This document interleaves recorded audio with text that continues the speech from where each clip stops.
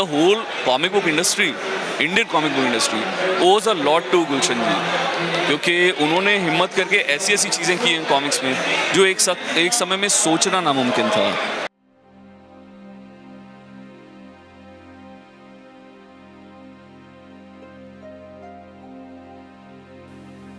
Hello, नमस्ते, very good morning, good afternoon, good evening. मेरा नाम है सौम्य मोहन शर्मा और आप देख रहे हैं द ड्राइंग हाउस। अभी कुछ समय पहले जब हम मुंबई कॉमिक कॉन में पहुंचे, one of the biggest pop culture events in India, तो without a doubt it was an amazing experience. सैकड़ों हज़ारों लोगों से मिलना, कॉस्प्लेयर्स को देखना, उनसे बात करना, एंड ऑफ कोर्स अपने फेवरेट आर्टिस्ट से मिलना, पब्लिशर्स से मिल पाना, उनसे बातचीत कर पाना, कॉमिक बुक्स के प्रति अपने प्यार, अपने समर्पण को दिखा पाना, it all was great, absolutely amazing. और सिंस इट वॉज मुंबई, कई सारे नामी गिरामी नाम हमको देखने को मिले, कुछ कॉमिक बुक इंडस्ट्री से, कुछ इंडियन फिल्म इंडस्ट्री से।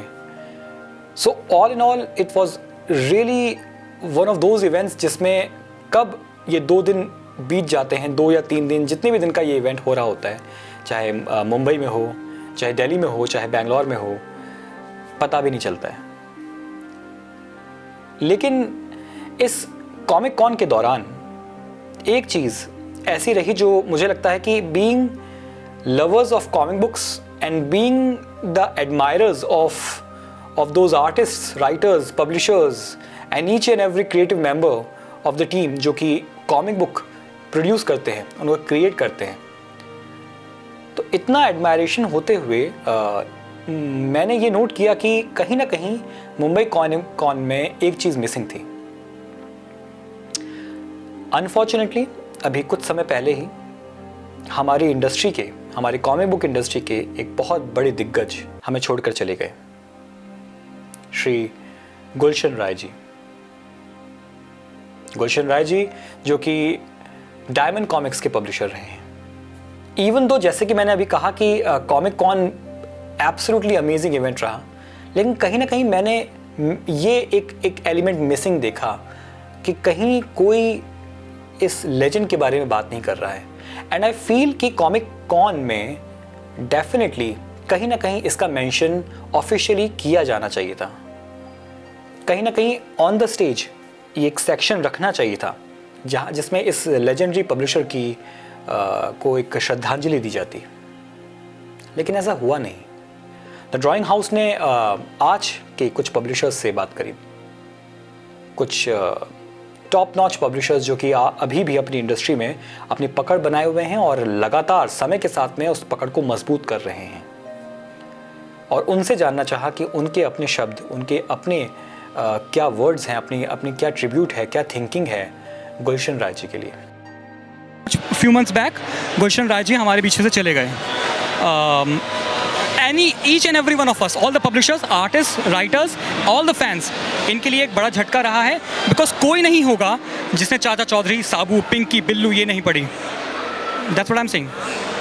आप पर्सनली जानते हैं उनको और लाइक बहुत अच्छी तरह से बिल्कुल था। मैंने इनफैक्ट मेरी डॉक्यूमेंट्री का पहला जो इंटरव्यू मैंने शूट किया था दिल्ली में, वो गुलशन राय जी के साथ था। गुलशन राय जी उन दिनों कैंसर से जूझ रहे थे जब मैं उनसे मिला था 2008 में।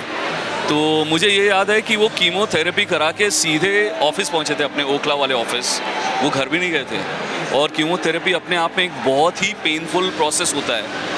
वो थके हुए दिख रहे थे, मगर वो एनर्जी जो थी ना, वो कहीं से कम नहीं थी।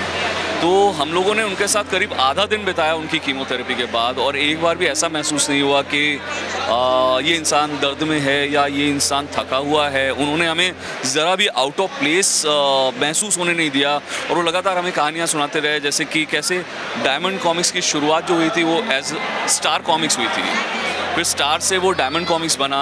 डायमंड कॉमिक्स शुरू हुआ वर्ल्ड किड्स डे या वर्ल्ड चिल्ड्रन ईयर में 1979, राइट। और कैसे प्राण के आने के बाद डायमंड कॉमिक्स की रंगत बदल गई।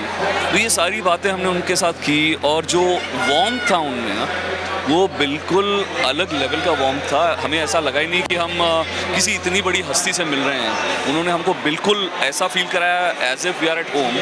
और जाने के पहले मुझे 2 बड़े कार्टन्स डायमंड कॉमिक्स उन्होंने गिफ्ट किए थे। तो गुलशन राय जी, तो मेरा मानना यह है कि the whole comic book industry, Indian comic book industry owes a lot to गुलशन जी, क्योंकि उन्होंने हिम्मत करके ऐसी ऐसी चीज़ें की हैं कॉमिक्स में जो एक समय में सोचना नामुमकिन था। दूसरी एक और चीज़ डायमंड कॉमिक्स की थी जो गुलशन राय जी ने क्रैक की, वो था डिस्ट्रीब्यूशन। कॉमिक्स का डिस्ट्रीब्यूशन आज भी डायमंड कॉमिक्स के लेवल का डिस्ट्रीब्यूशन टच कर पाना नामुमकिन है। गुलशन राय जी का एक लाइन है मेरे डॉक्यूमेंट्री में, उन्होंने मुझे बाद में भी बोला। उन्होंने कहा, मेरा एक ही सपना था, इंडिया में जहाँ जहाँ न्यूज़पेपर जाता है वहाँ वहाँ डायमंड कॉमिक्स जाने चाहिए। और वो सच है, जहाँ जहाँ न्यूज़पेपर जाता है वहाँ वहाँ डायमंड कॉमिक्स आपको अवेलेबल मिलती है। तो भगवान उनकी आत्मा को शांति दे। लेकिन मुझे ये लगता है जो उन्होंने किया है वो भागीरथ प्रयास है इंडियन कॉमिक्स के इतिहास में। उसको भुला पाना या उसको नकार पाना नामुमकिन होगा आने वाली पीढ़ियों के लिए भी। You know, it's definitely extremely, sad that somebody who was so influential, who made such an impact in our childhood, and passing. But it's also part of life, right? It's life. The day you're born, you're marked to die. So that is one. But sometimes some deaths are irreplaceable. But maybe this is one of them. All the artist, writers, publishers, ऐसा कोई नहीं होगा जिससे चाचा चौधरी, पिंकी, बिल्लू, साबू इनको पढ़ा नहीं होगा। लेकिन आज का यूथ शायद उनसे कहीं अलग है। आपके व्यूज़ इस बारे में?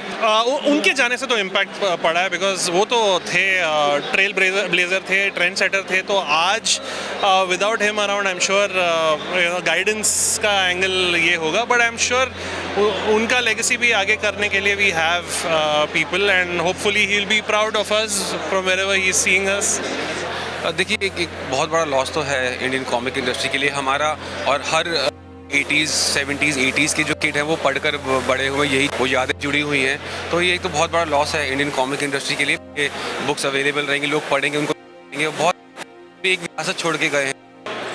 I agree with you.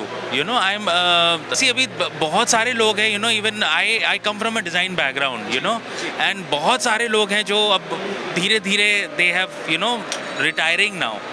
तो मुझको वही लगता है कि अब I felt very sad, and ऐसा है कि अब हम लोग जो यंग लोग हैं हम लोग को उठाना पड़ेगा जो वो लोग छोड़ के गए। अब ऐसा नहीं है कि जो चीज़ चली गई वो चली गई, कब तक करेंगे? बूढ़े हो जाते हैं लोग, कब तक करेंगे? तो आई पर्सनली फील कि as an artist and as a storyteller, it's now our responsibility to now pick up the thing, either work on that character or either create our characters which are very similar and communicating and saying the same thing that प्राण और वो लोग कहते थे।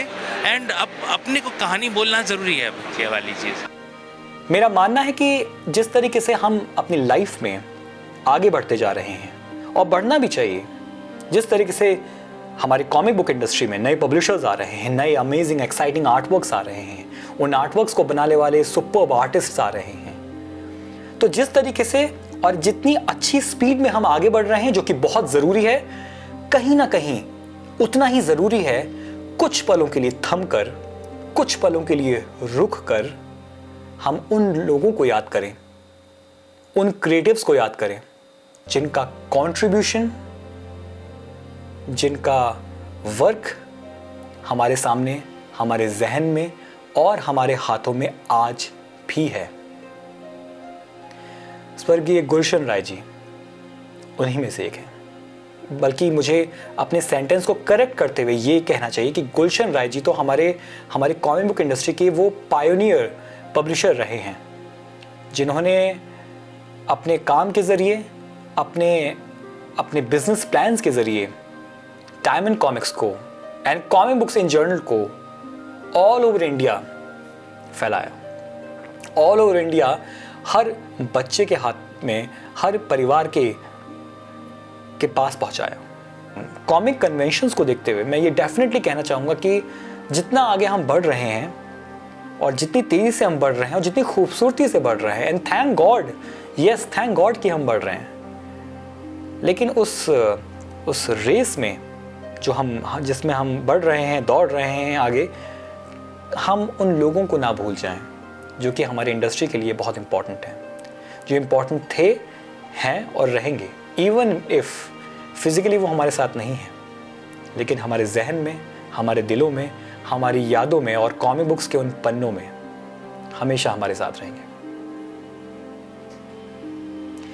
So this was the video, guys. Thank you so very much for watching this video. Like it, subscribe to the channel, share the video with others. Thank you so very much. Goodbye and God bless you.